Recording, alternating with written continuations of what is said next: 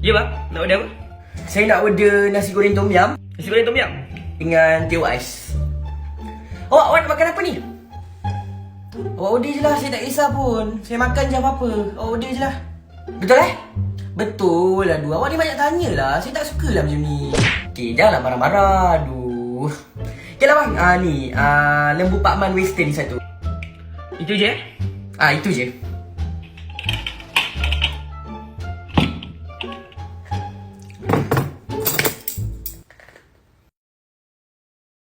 Awak, kenapa awak ada lembu? Saya mana makan lembu, takkan awak tak tahu? Tadi awak cakap awak tak kisah nak makan apa-apa, saya order je lah apa-apa. Awak ni complicated lah, susah nak faham saya tau. Saya pula complicated untuk awak cakap boleh makan apa-apa. A few minutes later. Bang, bayar bang. Tadi awak cakap awak tak makan lembu kan? Ni apa hal ni habis ni?